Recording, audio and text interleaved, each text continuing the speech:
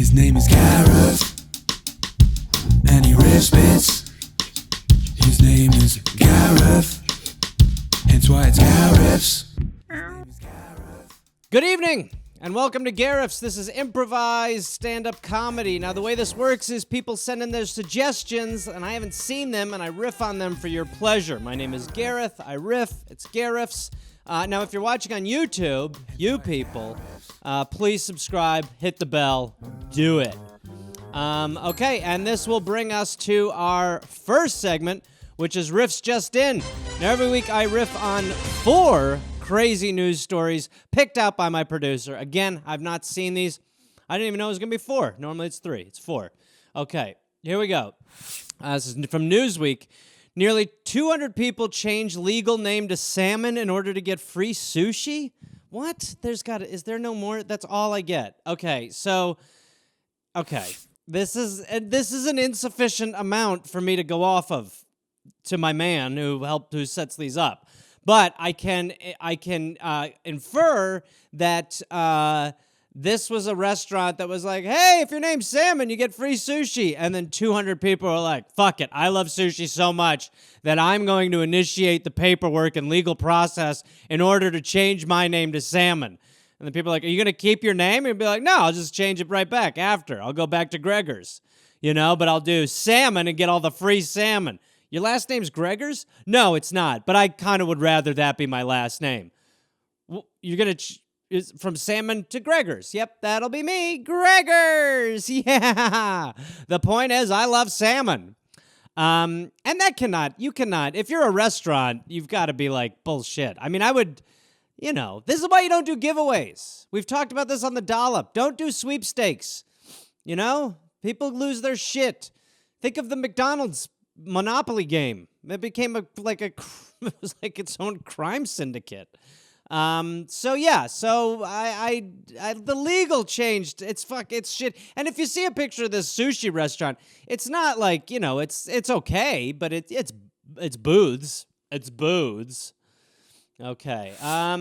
Italian Mafia fugitive caught in Dominican Republic after police find YouTube cooking show. I did actually hear about this. The alleged gangster's love for Italian cuisine and tattoo ink made the arrest possible, Italian police say.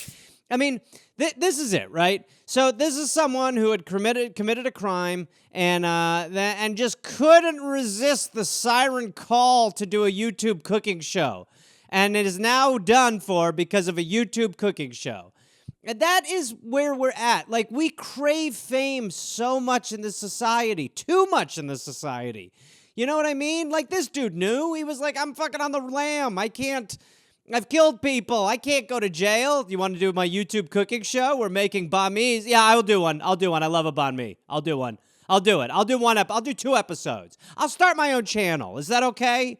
I'll become a YouTube content creator. Should I do that? Is that wrong? Like, people used to get away with shit because they shut up. I was watching this movie last night. The guy was like, can't spend the money for 4 years. Because you got to shut the fuck up. But this guy just did not go on YouTube to do a cooking show. And he couldn't. I mean, how good is he? Have you ever seen a YouTube cooking show that you would go to prison for? I haven't, except for the one that Coolio hosts. He's fantastic. But it's just dumb. I mean, that's how much we're obsessed with fame and, all this shit. I mean, I realize as I'm saying that into 4 fucking cameras, okay? But it's true. We crave it so much. We are moths to light for fame. We reward fame. That's the problem. We reward. We don't reward mental acuity anymore. It's just like, yeah, you hot? Awesome. You're the president. I mean, that's where we're headed, and it's fucking stupid. But yeah, what an idiot. I mean, what an idiot. You deserve to go to jail. Has anyone ever heard that answer in the Slammer? What are you in for? YouTube. So, yeah. It's fucking stupid. Okay. Oh, boy. Wow. Trinity College in Perth bans mullet haircuts, labeling them unacceptable. You cannot do that, Perth. No. You cannot do that, okay? You cannot tell people they can't have a mullet. Now, look, I agree The mullet is like if vomit was a hairstyle. I get it, okay? I rocked it. I'm from Brown Deer, Wisconsin, motherfucker. I rocked a mullet for like literally 8 years, okay? So I get it. It's not a good piece of hair. It's not good. It's crazy. It's like a coonskin cap, but hair. However, you have the freedom to express yourself through your hair. You could say whatever you want with your hair. And if you choose to say, I don't ever want to have sex again, that's your choice. And you can have a mullet, okay? I've always thought it's crazy that it's called the mullet. Because if there's any hairstyle that you should really mull, it's the mullet. You know what I mean? You should really be like, do I want this? Should I get this? It's fucking crazy. But, and by the way, in Australia of all places, I mean, the mullet is still an active species. So you are not allowed to send it on the extinction list just because it does not fit with the aesthetic of what you think your society is, okay? On the contrary. Unbelievable. Come on, Perth. Takes us to the suggestions. Now, this week's suggestion is from the great Annie Letterman. You can find her at Annie Letterman. That's Lederman. Letterman, Annie Letterman, on everything. She's all over. She actually has very hilarious social medias, and she has a new podcast called Bloodbath with Esther Pavitsky and Kayla Kuhn, who are both great. I know little Esther pretty well, and not pretty well, but I know her. She's fantastic, and Kayla is is on that Tiger Belly podcast. So they're great people. Go check it out. It's called Bloodbath. Okay. On to the suggestions. Drinking beer out of a glass boot, Wisconsin Tavern League. Well, yeah, I guess that is something that's maybe regional. Drinking out of glass boots, normal, not abnormal, fine, normal. And these are like thick glass boots, Cinderella slippers of boots. And, I don't know what the Wisconsin Tavern League is, honestly. I'm not familiar with the WTL. But, you drink out of glass boots, so it's fine. It sounds like Das Boot with von Best Picture.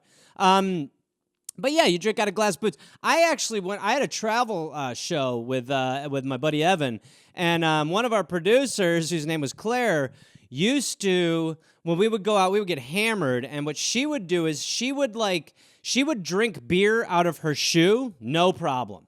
I'd never seen anything like, it was one of those things, the first time I went out with her, someone's like, are you going to do the boot thing? And she's like, maybe. And I was like, what's the boot thing? She's like, I'll drink beer out of my boot. And I'm like, oh my God, I feel sick. But after getting to know her better, that was nothing. Okay? She would drink beer out of strangers' boots. We were in Texas, and we were in Jefferson, Texas, and we were at a bar, and this dude she didn't know, who got a little crush on her, a little bar crush on her, she took his boot, and she filled it with beer, and she drank it out of the boot. It was like tapping it at the bottom. It was fucking vile, and at the same time, it was so goddamn impressive.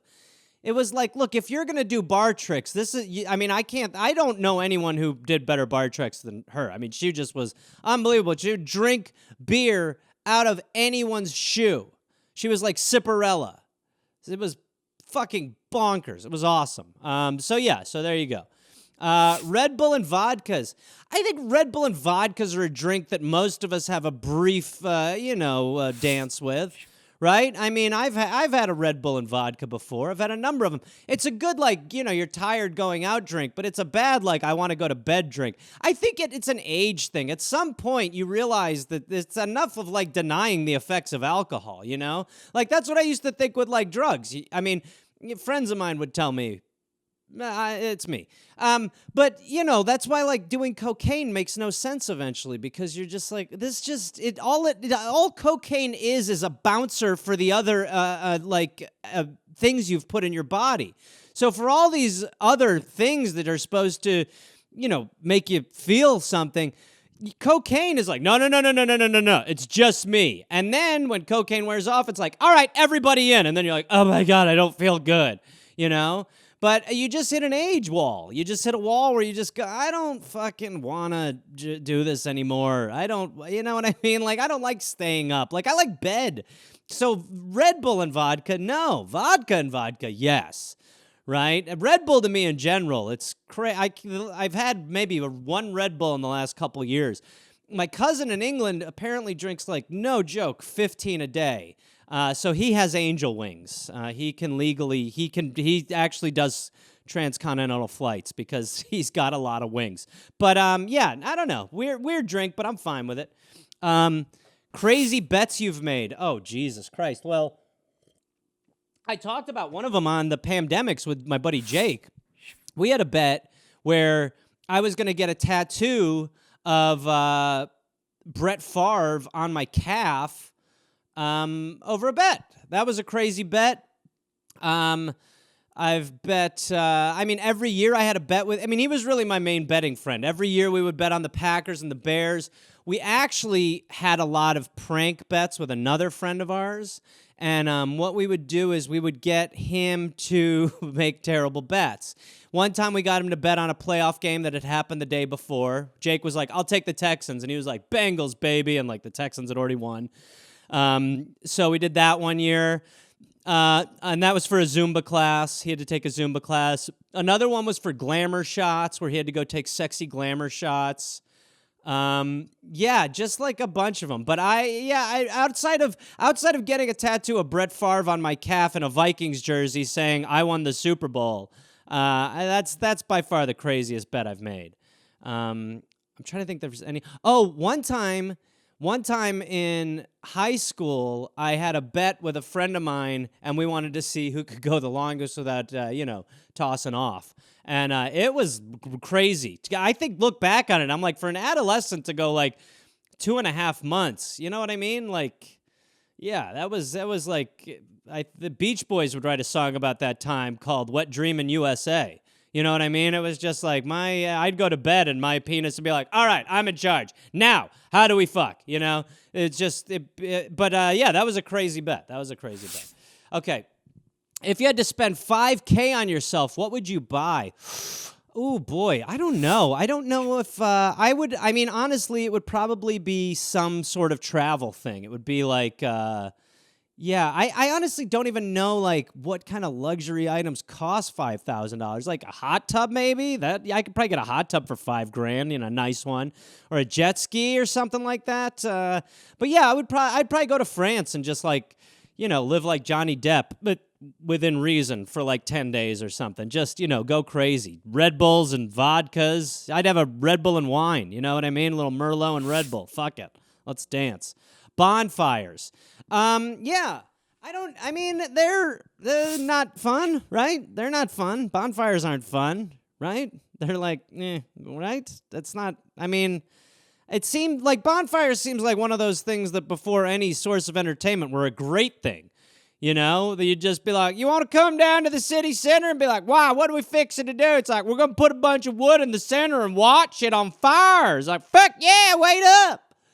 Like it was like a thing. That seems to be like a time when, when like women weren't allowed to wear pants. Bonfires were hot times. You'd go to the bonfire. But now it's like you just kind of stand around. It's a big fire, too. It's not a fire. It's a bonfire. It's a big motherfucking fire.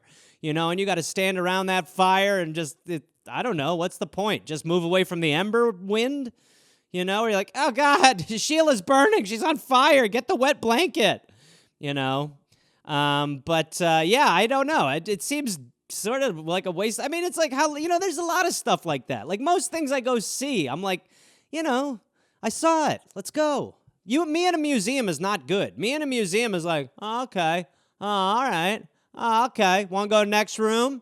Please. But yeah, it's just a big fuck off fire. I don't know. I would say if I were to be invited to a bonfire, I'd be like, no, I live in Southern California. I do not need, it is a bonfire 4 months out of the year. I live in a bonfire. The idea of going home smelling like smoke is not even a dream for me. It is a regular activity. This is where I live. Okay. That's a good one. When you're in the middle of fighting with someone and you realize you're wrong. Shit. That is a Resonator. Yeah, it's weird. Like, it's tough. realizing you're wrong is very difficult. And if you realize you're wrong in the midst of an argument, it's hard to pull out of it. You're like, oh shit, it's like playing Operation. It's like, how can I get out of this without touching the sides, It's hard. You'll just be like, well, look, all I asked you was to just let me know when you were coming home, and you couldn't do that. It's like, well, yeah, I told you I didn't know, so I was going to try to let you know, but I didn't realize, and I didn't have reception where I was. Well, yeah, but you still have to let someone, well, how am I supposed to let you know when there's no reception?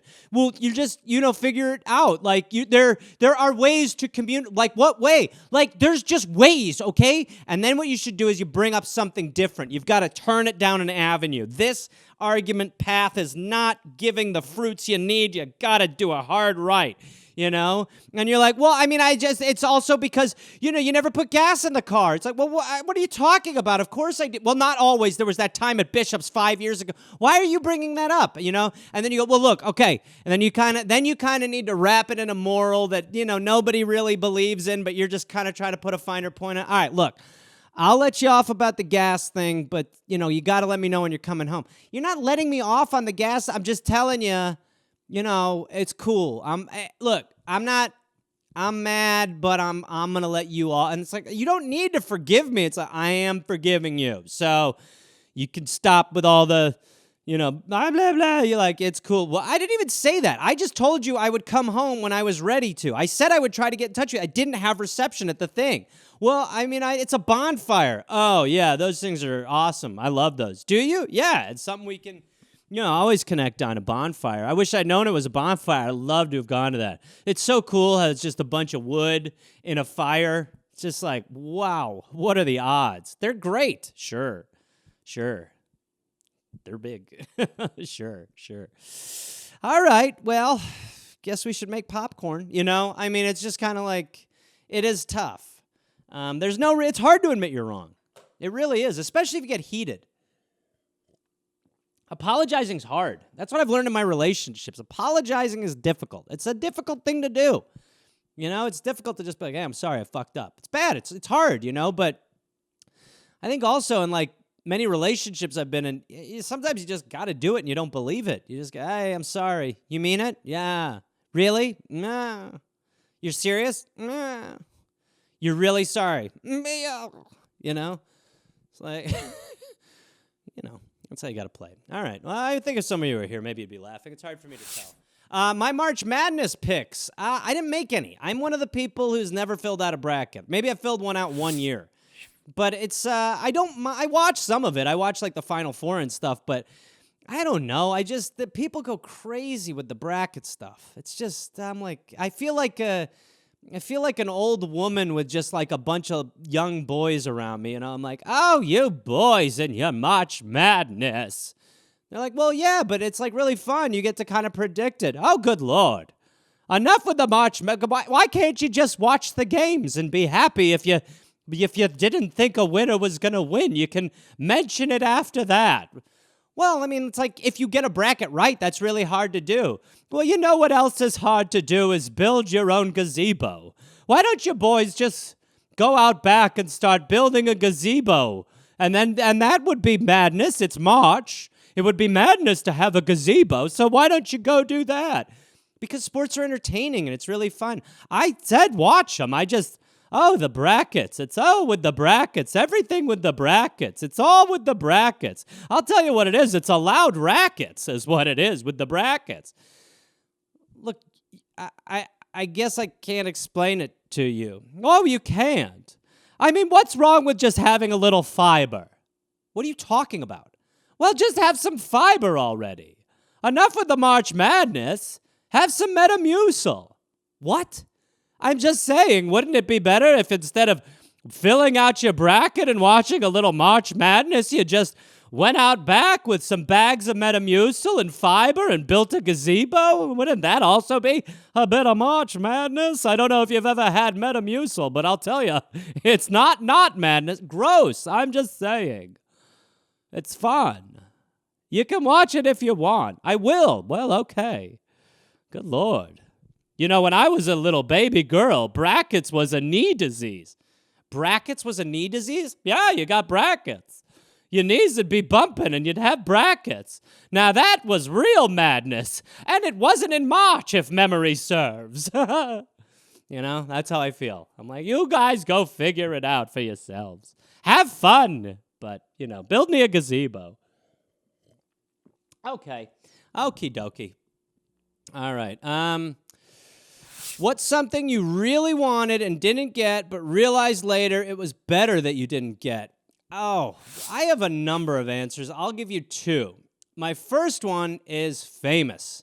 When I moved to Los Angeles, I was like, I want to be famous. I want to be on TV. I want to, you know, and you don't want to get famous young. You don't want it too early because it just completely ruins you. You don't want to like fucking hit your apex too soon and then just have a, you know? So I was really glad, like, there were a couple things where I thought, you know, they would pop and I would be like a household name and shit. And then some asshole changed my name on a podcast. But yeah, that would be one. And then the other was when I was in Florida and I was a kid, I wrote a letter to Santa and I asked him to bring me a bunch of wood to Florida. And I lived in Wisconsin, so my parents were like, I'm not sure how we're going to negotiate this.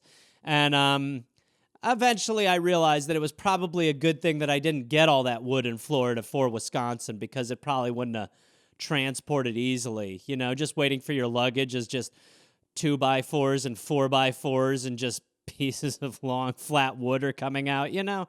It wouldn't have made a lot of sense. But I remember when I was writing my letter to Santa Claus, I was like, and I want some wood. And my mother was like, what did you say? And I was like, I'm just asking Santa for a bunch of wood, you know? And they were like, I don't think he's going to bring it to Florida. And I was like, of course he will.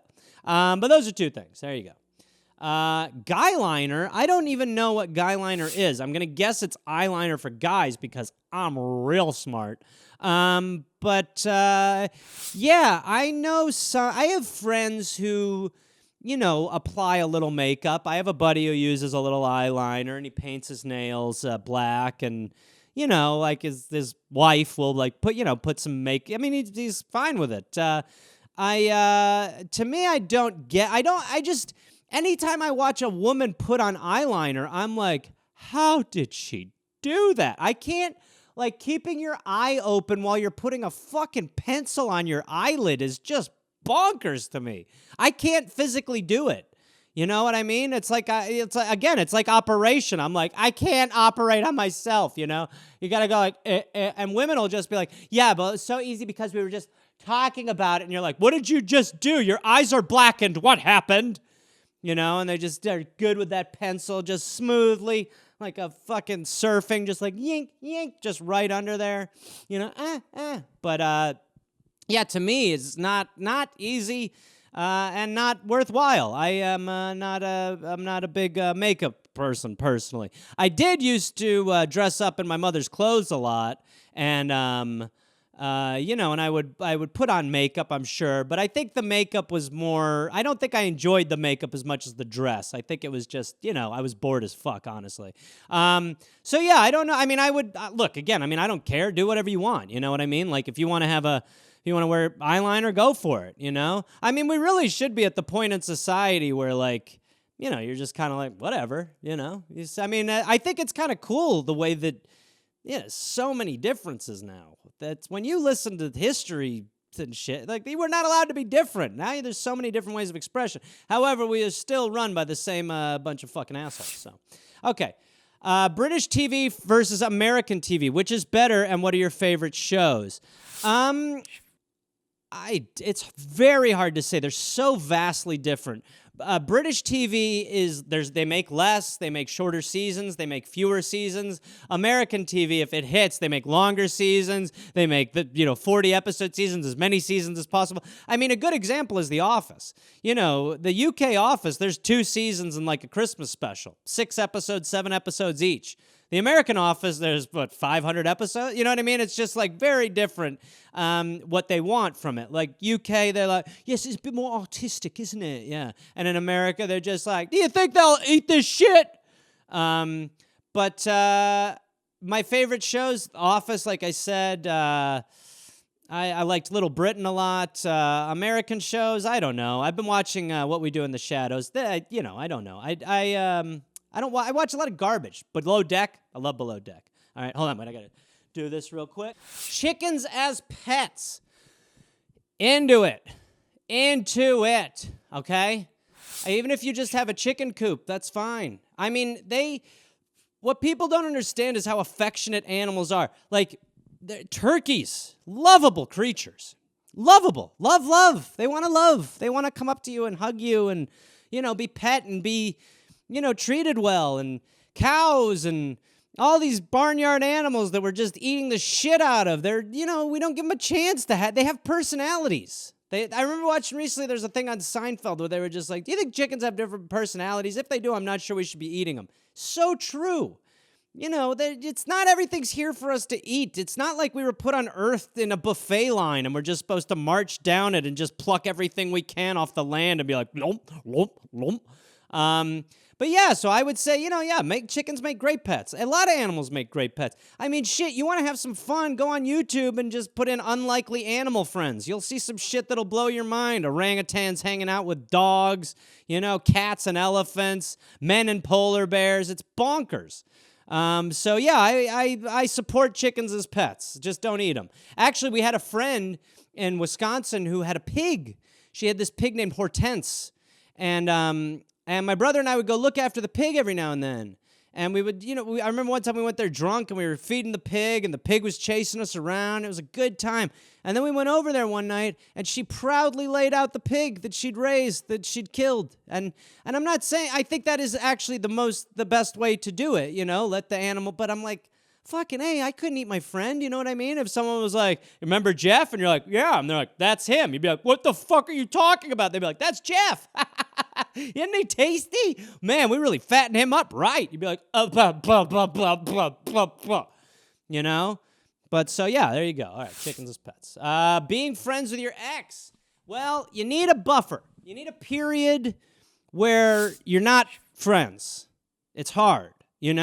Because if you're friends immediately after you break up, you're going to start fucking again, and then you're going to be back together, and then you'll be exes soon enough, and you'll be like, how do you become friends? So you need a break. You need a period where, you can be done, get over it. You both, do your thing with someone else for a little while, go back out there, be back out there, feel independence, breathe the air alone. Then you can maybe come back and actually be friends, but you can't do it right away. You really have to, you got to give it a little bit of time. So I know the thing, that's what they always say. It's just like, I would love to be friends with you. It's like, yeah, would you? I mean, I don't think that's right, But it is hard to shift. It's hard. I don't think you can directly shift into it. I think you need to give it its own time and its own breath, So, okay. Inappropriate times to play the yes and game. Well, what is that? Is that what is that? I don't understand. Yes and improv, so you'll be like, we should make out. Yes, and I should take your bra off. Is that, I don't understand. I don't really follow this one, but but I do remember, you remember playing chicken? I remember playing chicken when I was a kid, where you would be like, either you'd be with whoever you were attracted to, and you'd put your hand on their leg, you'd be like, chicken, and they'd be like, no, and you'd be like, chicken, you move your hand up, and it was like this sort of cat and mouse game of how to hook up without actually hooking up, that was the thing. It was when you first tried to hook up as a teen or a child, it was very fucking weird. You didn't know how to make the move. You would log so many hours. You would spend night. I mean, you'd make a best friend just because you were trying to be with them, and it was it was just so hard sometimes, I remember multiple times when girls would just be like, we're going to make out. And I'd be like, oh, yeah, okay, sure. I mean, I thought you wanted to spend the summer together, just on and then I realized eventually, who gives a shit? You know what I mean? If you get told no, then it's whatever, you just go, okay, well, fuck, that's the only way with everything. You got to throw some shit at the wall and see if it sticks, I mean, I've been told that I'm not getting a phone number many times, many times I've been like, can I get that phone number? And they're like, no. And I'm like, all right, well, it's great to talk to you, see you later. But yeah, so that's my that's my answer to your yes and game. Someone reinvented the beanbag. Who asked for this? Ooh, you're talking about like moon pods or something they're called. I've seen them. They're big motherfucker beanbags. They're like, you sink into them. You know what I mean? Like, I feel like there should be an age limit on beanbags. Can't get into a beanbag if you're over 55, let's say, because then it just becomes, you know, it's just hard watching people get out of beanbags. You know, their shirts lifting up. You're seeing ripples of fat that you didn't know were there. They're just like, yeah, just crushed, you know, like, yeah, 1, 2, 3. It makes everyone feel like shit. So yeah, I think, you know, I definitely, it's not ideal. You know, people just like, but I'm not again. I mean, yeah, I guess it's stupid, but the beanbag was so, I mean, who came up with the beanbag? Is that even invented? Is it fair to call the beanbag an invention? I mean, I guess it is. It's a product, but some person was just like, put a bunch of packing peanuts in that vessel. And then someone's like, it's pretty good to sit on. And they're like, I invented a beanbag. You know, it's just like that takes away from like people who invent, like, you know, Thomas Edison would be like, that's not an invention. He'd be like, yeah, it is, man. I put a bunch of packing peanuts in this. He's like, well, I've done far more than that. Good Lord. Well, what are some of the things you've done? Well, I'm not fully sure. Pretty sure I invented the bunch. I mean, I have a lot of patents. Yeah, like what? Well, there's tons. Like I invented I think I invented, I invented a bunch of stuff. Well, why don't you give me some specifics? I mean, I invented the beanbag. I invented a ton of stuff. Like maybe Morse code. You invented Morse code? Maybe. I'm not 100%. There were so many. Well, just name one that you know for sure. Stop asking me to know for sure, okay? I'm Thomas Edison. Pretty sure I know what I invented, okay? Well, what is it? Electricity, to some extent, in some capacity. I came up with a way to funnel it to other people. I found a way to make electricity go to others. But you don't seem to know really the science behind. Of course I do. It's been a long time. Well, I mean, I think I'm selling a lot more beanbags than you are electrical system. What the fuck? What? What? Thomas Edison? Inventor of the electricity, sort of? And many other things. Many other things, such as not getting into it. Okay? I'm not here to impress you. Let's just say I've done a lot of shit, asshole. Okay. You're kind of a jerk-off. Well, but I invented jerking off. Really? No. Are you an idiot? Christ. Okay. So, I guess no one asked for that. What is your number one rule in life? Ooh, number one rule in life. I guess it would be, I learned this a lot, but, you know, you experience tremendous highs, tremendous lows in existence in life, and I think you just need to, I always try to relearn the lesson in time, in giving things time and not rushing things and not freaking out over things I'm not going to know right away and not losing my mind if they go one way or another, and my downs, not letting them feel like too bad of downs, even though sometimes they can, and my ups, remembering that, you know, you're never done. There's always more bad stuff coming, so you've got to prepare yourself. So I always try to give myself the lesson in time, and that, you know, time heals all wounds. Time makes things that seemed insurmountable possible. Giving things time and space makes them develop in ways that you probably didn't know. And things circle back around. You know, the person who hurt you or the job environment that ruined you 5 years later could be such a beneficial experience. And you didn't know it at the time, but your life is going to be made for that fuck up you made 5 years ago. That's going to be your future. And, you know, and so, I mean, that's how it is. So I always try to just remember to give things time and, you know, time. That's my number one rule. There we go. Okay. Faking like you're paying attention in a staff meeting, then realizing you don't know what you're responsible for. Oh, shit. That is so relatable. I mean, that really is. Like, you know, it's hard. That's why I hated school growing up so much, because I would go into these intense environments and be learning these intense things for so long, all fucking day. You know, and you just, like, you take 2 minutes off, and that's when someone would be like, so what's the main export? And you'd be like, oh, shit, I'm stupid, you know? But yeah, I mean, you ever get that when you read? Like, I'll read sometimes, and then I'll just be like, I wonder whatever happened to Kevin. And then I'll be like, God damn it, I just read 2 pages, and I don't know what the fuck it is. What was I reading? Damn it. You know? But yeah, so you've got, there's also ways to fake it. There's ways to fake it, you know?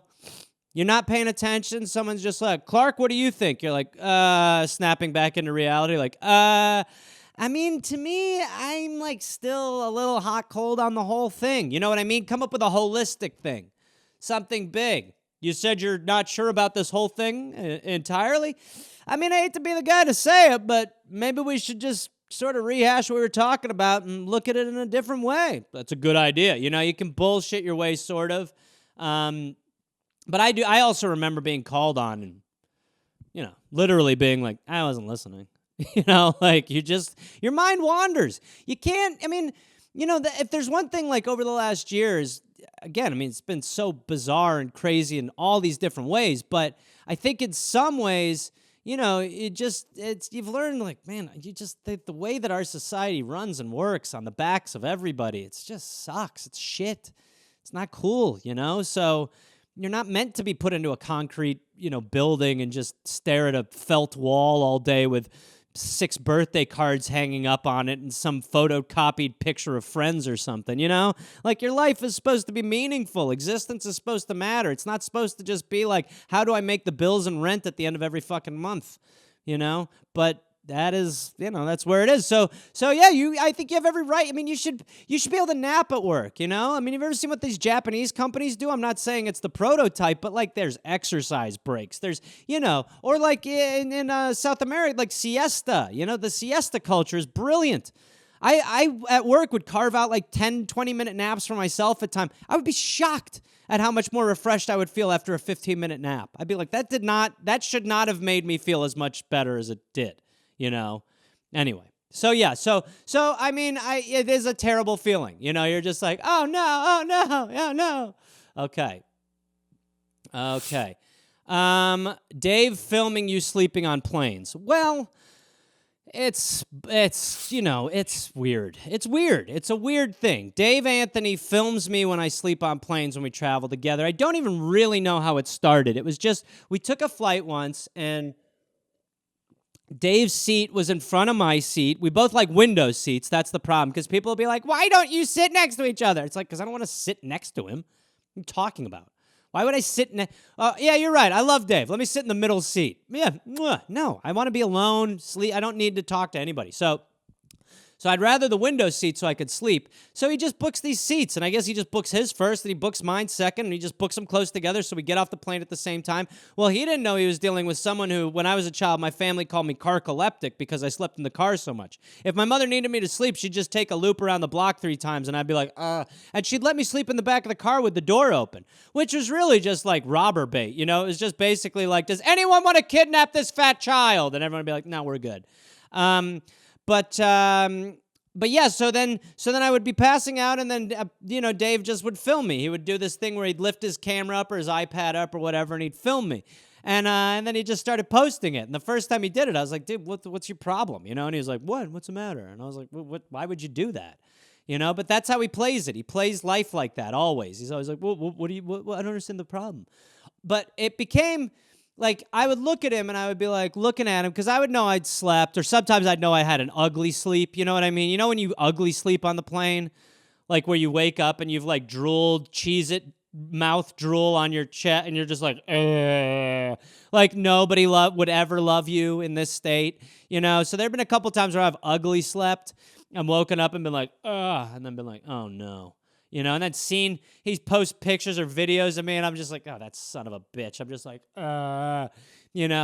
But he does it. He just does it consistently. And what's weird now is I'll just be like, did you film me? And he'll be like, no.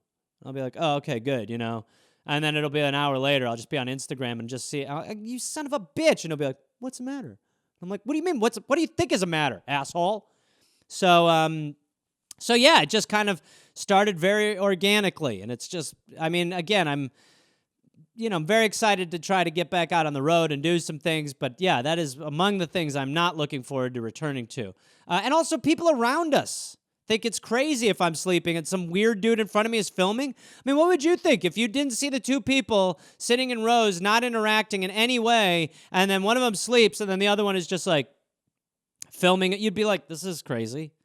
This is not okay, you know? Stop doing that, sir. But so he just likes to make it weird. When we travel too, he always bangs his suitcase into my suitcase. There's a lot of airport bits he's really fond of, which I am not. Ooh. Cheers, everybody. Cheers. So yeah. So that's some bullshit. Funyuns. Well, first of all, I think you spelled Funyuns wrong. Funyuns? Is that how you spell Funyuns? I thought Funyuns was Fu, the rest of onion. No, I thought it was fun. I thought it was fun, yawn, like ion. Maybe I'm wrong. Maybe I'm wrong. Maybe I'm fun yong. Maybe I'm fung wrong. I can't do it. But, Funyuns, sure. Are they fun? No. Are they onions? No. What's the product called? Fun onions. Funyuns. Okay. I don't like them. You know, too crispy. Any chip where you look like you've just fisted a cow ass once you've eaten it, like you're covered in that level of, like, viscous fluid. It's like, I do not have any interest in that. You know what I mean? Like where you've ruined a nice shirt just by eating a thing of Funyuns just because one piece fell on you and stuck there and just fucking grease excreted the whole time. You're like, oh, God, get off. You know? Just looks like you have some sort of, like, leaky nipple or something. But yeah, I'm not a big fan of Funyuns. My favorite snack food, I don't know, maybe Pringles or pretzels, but I don't really eat any of that shit anymore, you know? I'd rather eat fries, you know? Fries. That's awesome. Actually, that's another thing I don't miss from the road is the eating like shit, you know? It's just so much easier to eat at home. If I was on the road, oh, God, I'm putting fries in pizza, dipping it in mayo. I'm like, there is no God. There's no God. And when I stay in a hotel, it's like the maid is just like, it's 5 days where she can't come in. You know, they're just leaving towels on the doorknob, and then eventually they start slipping notes under there to see if you're alive. It just smells like pot and waffles, and they're like, this man's dead. A man died in 912. So, yeah, there you go. People who clap when the plane lands. Such a great suggestion. Because, yes, what the fuck? Fuck them. Don't do that. I think little stuff like that, don't do it. Let's just all act like this is normal.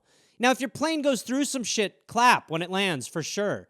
But it's kind of like weird for the pilot, you know what I mean? Right? Like, it's their job. Like, the pilot is supposed to land the plane, you know? Right? Like, when you go to Subway and you get a sandwich and they finish making it, are you like, wow. You know? It's like, they're supposed to land it. Like, if you get a Uber, Lyft to the airport, they drop you off. When they put the car in park, you go, oh, yes, you parked. Yeah. You know? Stand outside of a stall at the airport, a guy walks out, you're just like, oh, you really nailed it in there. Oh, how did you do it? Oh, you know, like these are things that are supposed to happen. There's no need to be I bet you the pilot's up there just like, Jesus Christ, what do they think? I'm an idiot? I'm supposed to land it, you know? Why don't we do that during dinner service on the plane? And did you have a chance to look at the menu? Oh, the menu. Oh, I'll have the ravioli. Like, what? What are you doing? You know? I don't know. Yeah, it's weird. So, yeah, don't clap when the plane lands. Unless it was like, I've told this story, but my friend Rishi, he was flying to Pakistan, where he's from, where his family's from. And he doesn't speak, you know, he speaks English. He's an American dude, you know what I mean? So he's just on the plane. They make an announcement. He doesn't understand it. And all of a sudden, people start stomping on the floor of the plane. Stomping on the floor of the plane, stomping on the floor of the plane. Eventually, he's like, fuck it. He starts stomping on the floor, stomping on the floor, stomping on the floor. Finally, he says to the guy next to me, he goes, why are we stomping on the floor? And the guy goes, the wheel's stuck. So, you clap after that. Then you clap. Then you clap, you know? Same people who clap after movies. It's like, you know, the actors are in the screen. They're not here. This is not curtain call, right? They don't hear you. Nobody's up there like, oh, they love us, you know? It's not the Purple Rose of Cairo. It's not how it works. Okay. All right. Okay. Prom. Oh, sweet prom. Yeah, prom. I thankfully didn't give a shit about prom, didn't give a shit about dance. I mean, I guess I did a little bit, but certainly not as much as most people. Part of it is that if you're raised by parents who are not American, you know, I'm raised by immigrants, they don't know these stupid things. So they don't know how much of a big deal prom is. They didn't know prom was a big deal. They didn't, you know, they just didn't care. They just didn't think of anything. They didn't know. Like prom court, you know, it just wasn't a big deal. So prom was never a big thing for me. You know, prom, the only reason I wanted to go to prom was the party. The prom parties were fun, you know. But and I think I was even on I was on like the prom court or whatever, and I don't think I was prom king, but I was one of them, you know. But it's who gives a shit, you know? I don't know. It's just, again, it's a lot of dumb shit. It's a lot of like bells and whistles. It's just a lot of theatrics. I mean, I guess if you're a kid, it's cool because you feel like you're a grown-up and you get to go in a limo and you get the limo driver to beg you to not throw up, and then someone throws up and then you get to beg the limo driver to not report the throw up. You know, it's a fun little existence. But for the most part, it was just another excuse to drink. I mean, and the whole stigma about fucking on prom night, I mean, that is sort of messed up, you know? I think that is weird. Like, I didn't have sex on prom night, or at least not for the first time. I went to a couple proms too, but yeah, I don't know, whatever, right? Stupid. They're dances. I mean, just the name alone. We're going to a dance. It's like, this is not the 30s. This is not, you know what I mean? Like, we're not, again, bonfires, dances. Although dances could be fun. Hardest part about dancing, well, I mean, truly, was your penis. Your hormones are going so bonkers that if you dance with a girl, like, I would love to take an honest survey, like an exit poll from prom, to find out how many teenage dudes had to tuck their boners during the dance, you know?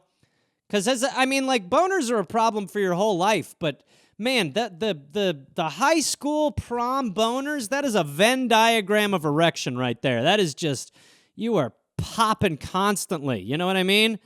Whew! So when you dance, you've got to tuck. You tuck it, and it would be painful, but you'd have to tuck and hide your boner, you know, under your belt. You'd be like, but it was way better than standing out there looking like you were, you know, had Keebler elves putting a tent in your pants. So, you know, there's prom for you. Okay. What would a great British cooking show look like with you hosting Gary Berry? Well, I've never seen the Great British Bake Off, but I assume it would go something like this. All right, welcome to the Great British Bake Off. Today we've got some lovely pies we're going to cook, and as well as some absolutely smashing desserts covered in powdered sugar that will be quite dry. This is the Great British Bake Off. Woo! We've got so many wonderful contestants today, each one of them more fabulous than the last. Of course, we're here today to eat, and if there's one thing these teeth were made for, it's for chewing. Sort of. Yes. You know? And then I don't really know. Is it just like every other cooking show? If it's like every other cooking show, then you just treat everyone like shit. You know? I love the complaints on cooking shows. They're the best. How spoiled are these people? Foodies are a problem. They really are. I mean, these people will cook these amazing dishes, and I know their job is to go there and complain, but it's like, God damn it, we can't let these poorer countries see this shit. You know? People are just like, I really, really enjoyed the pork chop. I thought the gravy was unbelievable. The mashed potatoes were great. My only problem with it was, I couldn't scoop the mashed potatoes with a fork. It's like, I'll kill you. Are you kidding me? I made you this. And you're like, I can't get the mashed potatoes on the fork. So, yeah, but I think the Great British Bake Off seems like it treats people better, you know? And my heart melts for old English people, you know? You know, Nigel, your trifle wasn't what it could be. No, I know. No, I know. I've messed up. I've made a mistake. Well, you have. And unfortunately, you're going to have to go home. Oh, that's all right. Absolute pleasure to work with everybody. Absolute pleasure, you know? Sad. At least on American shows, when people get kicked off, they go, yeah, I'm going to come back and shove this knife up your asshole. You know? I like that attitude. Way better. Okay. Romantic bath with a partner in too small of a tub. Romantic bath with a partner in too small of a tub. You don't even need to add in too small of a tub. Like, if you've bathed with a partner, they're all too small. The only tub that's not too small is a pool. Everything else is too tiny. You can't, like, you know, it's just like someone gets the shaft. It's like when you take a shower with your partner, you know? Half of it's enjoyable, like the half when you're underwater taking a regular shower. Some things in eroticism should not be combined. Seems like household water, you know what I mean? Like, a bath is, like, fucking in a bath is, like, sloppy and difficult. The water isn't your friend. You'd think the water would lube you, but it's like a friction fuck. It's not good. And the shower, yeah, you know, the shower is good, but it's also, you know, it's like, you know, I mean, it's fine. Don't get me wrong, but it's it's a lot harder. It's just different. It's, you know, there's a lot of grabbing onto things are slipperier, which is good in a way, but which is also difficult when it comes to remaining in the path of the orgasm. Anyway, you understand what I'm saying. The point is, it's very hard to fuck in these things. It's certainly new relationship situations. There's no married couple that's like, hey, do you want to try to squeeze in that tub for one upstairs and splash water all over the floor so we have to regrout the floor? You know, that just doesn't happen. So yeah, it's weird. It's never romantic. You know, someone's got to sit in someone's legs, or someone you go face to face, and then someone's got the fucking spout in their back, and one person's always fairly happy. One person's always like, I resent this. So I would advise against it. Okay. Off-roading. Yeah, off-road. I've never really been off-roading. I mean, I've been in like rock crawlers. I guess I have been off-roading. But it's fun, you know, way more fun than on-road. I'd much rather travel off-road than on-road. On-road is boring. On-road is traffic. There's exits. There's speed limits. Off-roads, it's whatever you want. Downside, no roads. It's off-road, so not great. But yeah, it's not for me. I'm not a big off-roader. You know, I like the people who now are like, they deny climate change, so they'll just really rev their engine. I don't know. It's just, I don't really, yeah, well, I guess I am an on-roader. I guess I'd rather on-road. You know, they've really set it up pretty efficiently. It's pretty, you know, there's lines, there's lights, there's a lot that goes into the on-road experience. Way less goes into the off-road. Way less goes into the off-road. You know? On-road Delaware, off-road Vegas. Just different strokes, okay? Oh, wait, let me, I think I could squeeze it in. Truth Serum. That's a great one. Yeah, Truth Serum. I remember it was in everything. You could get someone to tell the truth by giving them a serum, you know? You just inject something, and then you just, you know, you'd be like, we want to know where the missiles are hidden. You'd be like, want to know where the missiles are hidden? You're not going to get that out of me. Well, we don't expect to get it out of you without a shot of this. That's right. Truth Serum. That's right. What's in it? Truth Serum. Yes, but what does it mean? Well, it's a serum that'll make you tell the truth. How did you make it? It's a bunch of things. Like what? I mean, how do you make someone tell the truth? It's just a bunch of different stuff. I'm not going to give you the recipe. I'm not asking for the recipe. I'm just saying, give me a basic idea. No, I'm not going to tell you what it is. Now, to put this in your neck. Hey, what are you doing? What are you doing? Oh, right in my neck. Now, what's in the Truth Serum? It's really just mainly ginger and syrup. Oh, damn it. So effective, though. Oh, I sit down to pee. Oh, this is taking a weird turn. Please. I only buy used shoes. I wish I hadn't put the Truth Serum in you. This is so stupid. I like men's volleyball. It's fun when they do it on the beach. Okay, look, I didn't mean to give you Truth Serum. This is the most, like, do you want to tell me anything of interest? I've often wondered what it would be like to fence. Yeah, okay, so that is not what I want to hear. You know, so they just had this Serum. Okay, and now I'm going to guess Annie's suggestion. The great Annie Letterman. I think she might have done the bath one.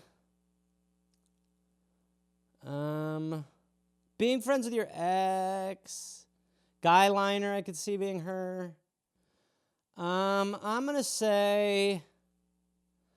I'm going to guess it's either guy liner or the bathtub with a lover. I'm going to say guy liner. Funyuns! Funyuns! Damn it! Of course. She loves Funyuns. Damn it. Well, thank you, Annie. Like I said, follow Annie Letterman on everything, at Annie Letterman.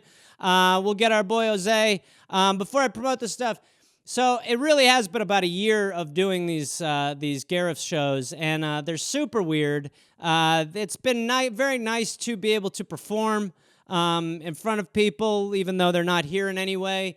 But it's been good. It's been good to keep my mind sharp, and I know that some people, really do enjoy it, and that there's some sort of little community around it, and I really do appreciate that. And I'm gonna keep doing it for a little while, but it probably won't go on for forever. So I would say, we're probably coming up to, it's not, whatever. Maybe it won't be every week coming up in a little bit, but we'll see and we'll figure it out. Real quick to promote the stuff, we have a new Dollop show coming out. You can go to Looped Live and search the Dollop. You'll find it. There's an Avail comedy show, I think April 28th, dare I say, something like that. Pandemic every week. Please go watch that. Guy recorded a great one today. And then please, like I said, subscribe to my YouTube channel or set up an alert for whenever I go live on Instagram or whatever you can do. Just do any of that shit. And now let's go find our baby boy. Hold on 1 second. I'll be right. Oh, God damn it. Microphone. There we go. Okay, it's okay. I said it's all right. I said it's okay. I said it's all right. It's okay. It's all right. Well, Jose, it's been a year, huh? Sure has. Can't believe we made it all this way. What do you mean? Well, it just feels like we've really fought through some stuff. You mean the pandemic? I mean the pandemic. We sure have learned a lot going through the last year. That's right. We've learned to forget about happiness at times, but shake fear. Okay, that was kind of a weird line. Whatever, doesn't matter. But we made some new friends, and we got close with old ones, too. Yeah, like me and you. That's right, I was just going to say. Just like the friendship between me and you. Just us two. 'Cause we grew closer over the last year. We became friends and I drank beer. You ate food and you had fun when I picked you up and put you on camera one. That's Jose. Well, we did what we could to fight through the pandemic. Oh, yeah. And we did what we had to do to not feel too sick. That's right, we try not to feel sick. That's right, my boy. We picked up some skills and we made some bread. And some of us, we went out of our heads. Look at me. But we did it. And we got through it together. Now we're better. Yeah, we are. 'Cause we did it. And we did it. And we did it. Okay. Now, Jose, it's been the 1 year anniversary, Gary, so why don't you say goodbye to everybody? Goodbye, everybody. Goodbye. Okay. Say goodbye over here. Say goodbye over here. Say goodbye here. Bye. Goodbye, everybody. That's the show. My little cat and I, now we must go. We did what we could and we played with your fun words. And at times things felt they were a touch absurd. All right. Thank you, everybody. Thank you again. Happy anniversary, Gary. I'll see you all next week, if you're into it. Okay. Ta-ta. Bye. His name is Gareth.